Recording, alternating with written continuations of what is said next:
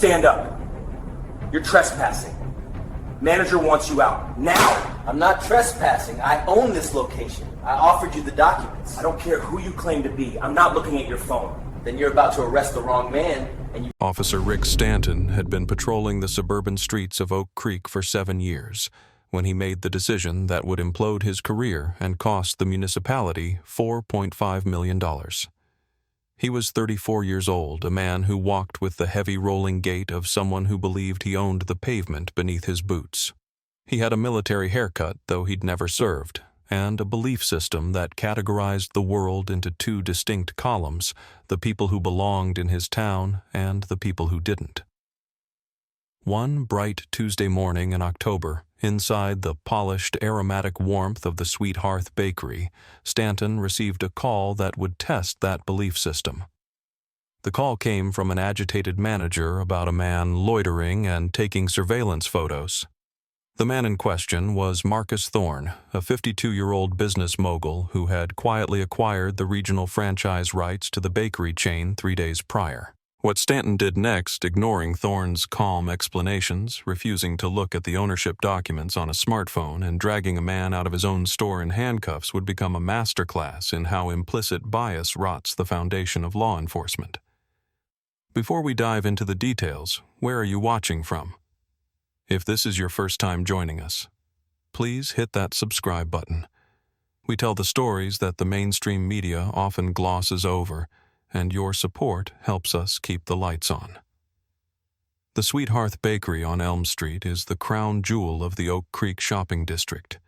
It is the sort of establishment that prides itself on rustic elegance, a marketing term that translates to exposed wooden beams, the smell of artisanal sourdough, and coffee that costs $6 a cup. It was 10:15 a.m. The morning rush of commuters had faded, replaced by the mid-morning crowd retirees, reading physical newspapers, real estate agents holding informal meetings, and freelancers tapping away on MacBooks. The autumn sun streamed through the floor-to-ceiling glass windows, illuminating the dust motes dancing in the air. It was a picture of suburban tranquility.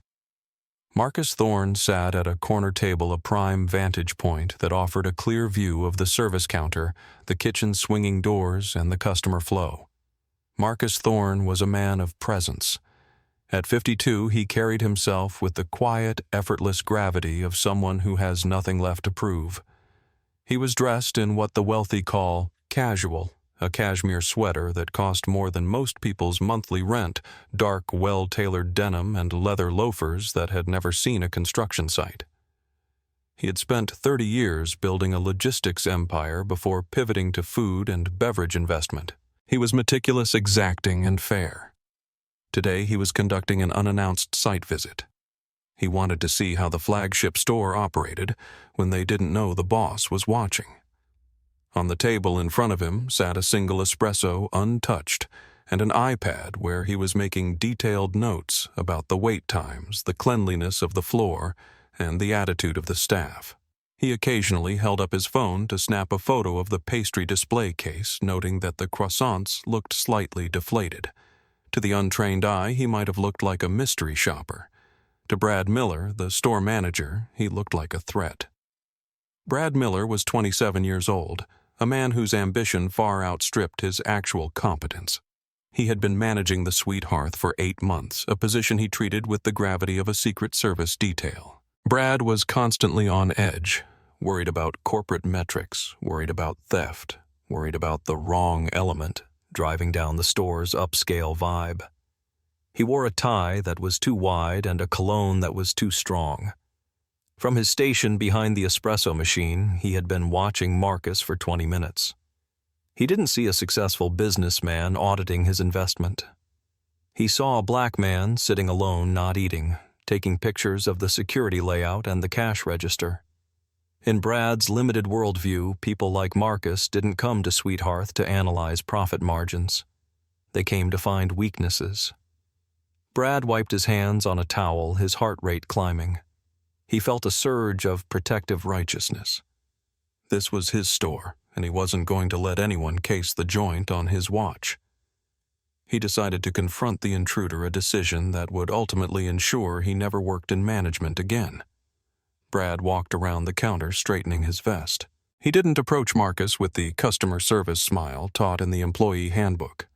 He approached with his chest puffed out, a stance of territorial aggression.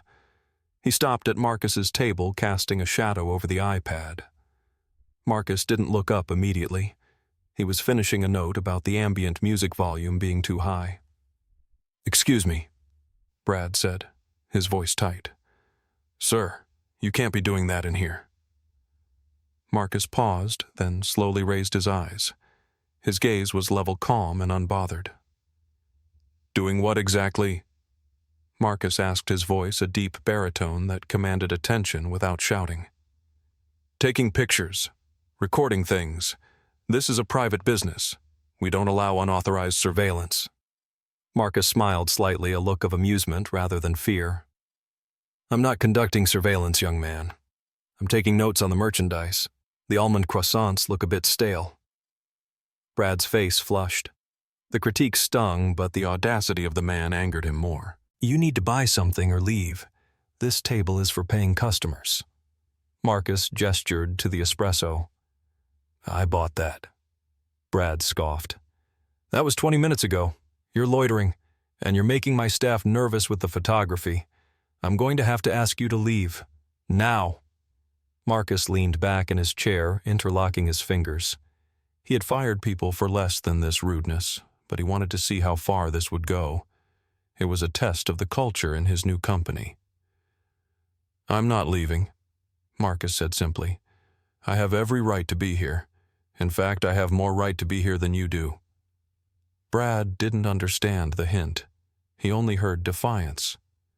"Okay," Brad said, stepping back.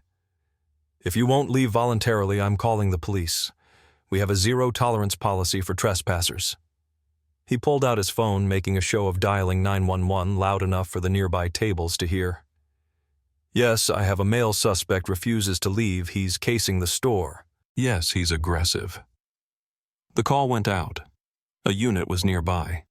Officer Rick Stanton was finishing a donut in his patrol car just 2 blocks away when the dispatcher's voice crackled over the radio. "Disturbance at Sweet Hearth Bakery. Manager reports a male subject refusing to leave, possibly casing the location." Stanton wiped sugar from his mouth and threw the car into gear. He knew the bakery. He knew the manager, Brad, who always gave him free coffee. And he knew exactly the type of person who caused trouble in this neighborhood. Stanton had a record that in a functioning system would have seen him removed from duty years ago. He had 14 complaints in 7 years. Most were for discourtesy, a polite term for verbal abuse. 2 were for excessive force, both dismissed due to lack of conclusive video evidence. He was known in the precinct as a guy who got things done, a guy who didn't let thugs run the town. His supervisor, a man who was counting the days to retirement, often told him to tone it down, but never wrote him up. Stanton didn't believe in toning it down. He believed in establishing dominance. Stanton arrived at the bakery at 10:28 a.m. He didn't park in a spot. He pulled his cruiser right up to the curb, engaging the lights to flash against the storefront windows. It was a power move designed to intimidate whoever was inside. He adjusted his belt, checked his body camera, which he kept off until the last possible second, a habit he'd been warned about, and walked through the door. The bell chimed. The bakery went silent. Brad Miller rushed over to him like a child greeting a parent. "Officer, thank God. He's over there, the guy in the corner." Brad pointed a shaking finger at Marcus. Stanton followed the finger. He saw a broad-shouldered black man sitting calmly typing on an iPad. He didn't see the expensive clothes. He didn't see the espresso. He saw a target. Stanton bypassed the counter and marched straight toward Marcus, his hand resting instinctively near his holster. "All right, party's over," Stanton announced, his voice booming in the quiet shop. "Let's go." Marcus finished typing a sentence, closed the cover of his iPad, and looked up. He didn't stand. He didn't flinch. "Good morning, officer," Marcus said. "Is there a problem?" Stanton didn't like the tone. It wasn't submissive. "The problem is you're trespassing. The manager wants you gone. That means you go. Now." Marcus remained seated. "I'm not trespassing. I am conducting business. I've tried to explain to the young man." Stanton cut him off. "I don't care what you explained. Private property means they can kick you out for any reason. You don't have a right to be here." Marcus sighed, a sound of deep disappointment. "Officer, I advise you to slow down. I am the owner of this franchise. I purchased the regional rights on Friday. I am currently inspecting my property." Stanton laughed. It was a short barking sound. "Right. And I'm the police commissioner. You think I haven't heard that one before? I own the place. I know the mayor. Save it for the judge. Stand up." Marcus reached for his phone on the table. "I have the digital deed and the corporate transfer documents right here in my email. If you will look at them." Stanton slapped his hand down on the table, rattling the espresso cup. "I said stand up. I'm not looking at your phone. I'm not playing games. You are currently obstructing a police officer and trespassing. This is your last warning." This is the moment where the situation could have been de-escalated. All Stanton had to do was look at the screen. All he had to do was pause for 10 seconds to verify a claim. But verification requires humility, and Stanton had none. He saw a black man in a high-end bakery claiming to own it, and his brain rejected the possibility as a lie. Do you think officers should be mandated to review digital evidence offered by citizens before making an arrest? Let me know your thoughts in the comments below. The tension in the bakery was palpable. A woman at a nearby table had her phone out recording. A man in a suit looked like he wanted to intervene, but was too afraid of Stanton. Marcus Thorne slowly stood up. He was taller than Stanton, broad-chested and imposing. Stanton took a half-step back, his hand tightening on his baton. "I am standing," Marcus said. "I am complying. But I am telling you, officer, you are making a mistake that you cannot afford." Stanton took the warning as a threat. "Turn around. Hands behind your back." Marcus didn't move. "I am asking you to verify my identity. Call the corporate office. Call your captain. Do not put handcuffs on me." Stanton didn't call anyone. He lunged forward, grabbing Marcus's wrist and twisting it behind his back with a practiced, painful torque. "You're under arrest for trespassing and resisting," Stanton yelled, playing to the audience, trying to justify the force he was using. He shoved Marcus forward, slamming him slightly against the wall next to the pastry case.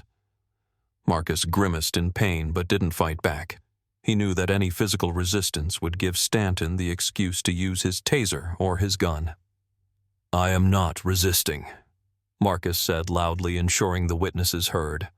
"I am being assaulted by a police officer who refuses to verify my identity." Brad Miller, the manager, watched from behind the counter with a look of smug satisfaction. He thought he had won. He thought he had protected the brand. He had no idea he was watching his own severance package being processed in real time. Stanton wrestled Marcus's other arm back and snapped the handcuffs on. He ratcheted them tight, too tight. "You talk too much," Stanton muttered. He grabbed Marcus by the collar of his cashmere sweater and marched him toward the door. The customers were whispering now, some looking horrified.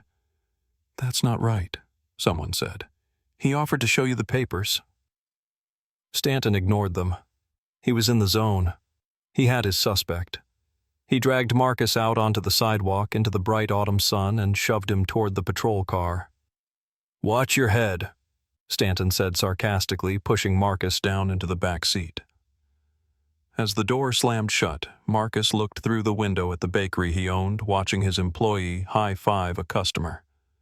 He took a deep breath, visualizing the phone call he would make the second he was allowed. The drive to the precinct was short, less than 10 minutes.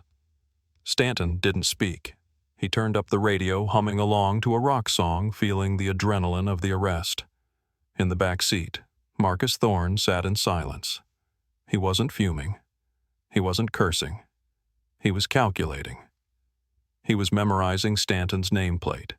He was noting the time. He was preparing the legal strategy that would dismantle the department's defense. He had been a man of influence for 2 decades. He knew that anger was a wasted emotion. Power was about leverage, and Stanton had just handed him all the leverage in the world. They arrived at the Oak Creek precinct. Stanton pulled Marcus out of the car, parading him through the back entrance like a trophy hunter. They walked past the holding cells to the booking desk. The desk sergeant was a man named Thomas O'Malley, 58 years old, a veteran who had seen everything and was tired of most of it. He looked up over his reading glasses as Stanton shoved Marcus toward the counter. "What do we have, Rick?" O'Malley asked, eyeing Marcus's expensive clothes and calm demeanor. "Trespassing at Sweet Hearth, disorderly conduct, resisting," Stanton recited, tossing Marcus's wallet and phone onto the counter. "Guy thinks he owns the place. Literally." O'Malley picked up the wallet. It was made of Italian leather. He opened it and pulled out the driver's license. "Marcus Thorne," O'Malley read. He paused. The name sounded familiar. He looked at the other cards. An American Express Centurion card, the black card, a membership card for the exclusive City Club.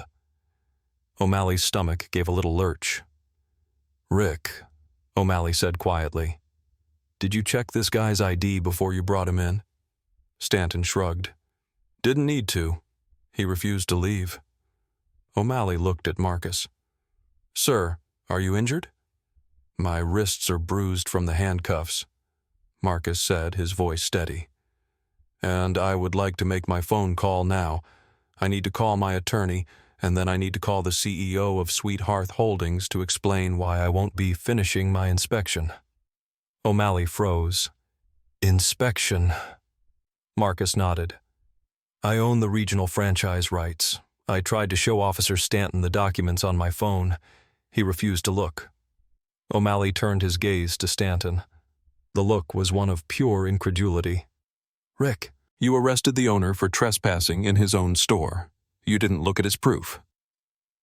Stanton shifted his weight, suddenly looking less like a conqueror and more like a child who broke a vase. He was aggressive, Sarge. He fit the description." "The description of what?" Marcus interrupted. "A black man in a bakery. That is the only description I fit." O'Malley picked up the phone. "I'm calling the Verify right now. Rick, take the cuffs off, now." Stanton hesitated. "But Sarge, procedure says—" "I said take them off," O'Malley roared, slamming his hand on the desk. The precinct went silent. Stanton fumbled for his keys. He unlocked the cuffs. Marcus rubbed his wrists, revealing angry red welts. "Thank you, Sergeant," Marcus said. "I assume the body camera footage will be preserved. I'd hate for it to get lost." O'Malley nodded pale. "It will be preserved, Mr. Thorne. I'll make sure of it personally." 5 minutes later, the confirmation came back. Marcus Thorne was indeed the sole owner of the franchise entity. He wasn't just the owner. He was a major donor to the police benevolent fund in the neighboring city. The captain came out of his office, buttoning his shirt, looking like he wanted to vanish. He apologized profusely. He offered to drive Marcus back personally. Marcus declined.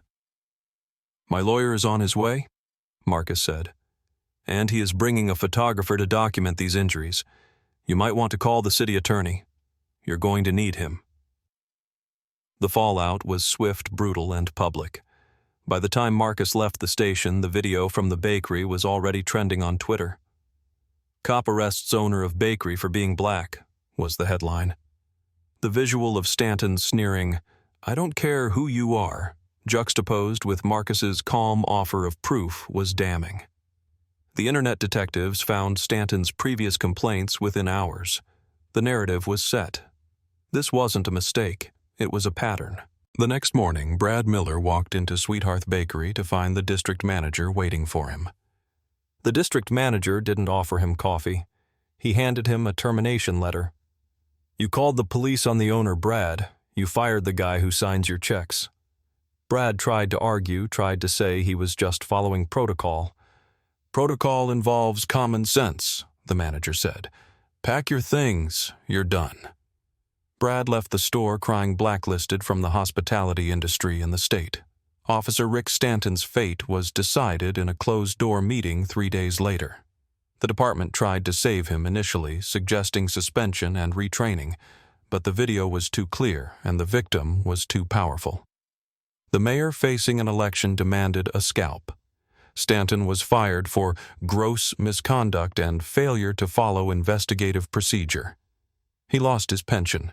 He lost his badge. At 34, he was unemployable in law enforcement. He would spend the next decade working security at a warehouse, telling anyone who would listen that he got a raw deal.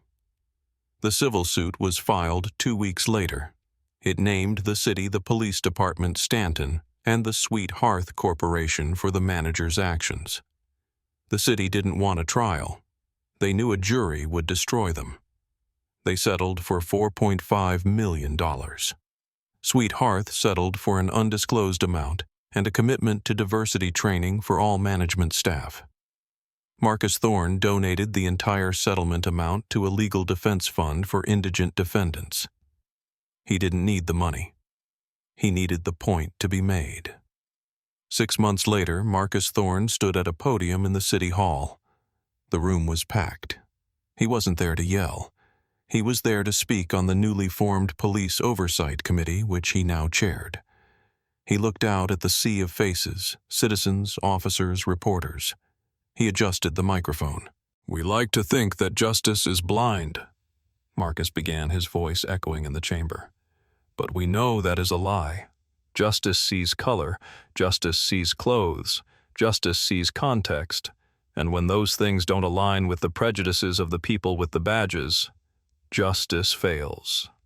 He paused, looking directly at the new police chief. "I was lucky. I had the resources to fight back. I had the title of owner. But my dignity should not have depended on my bank account.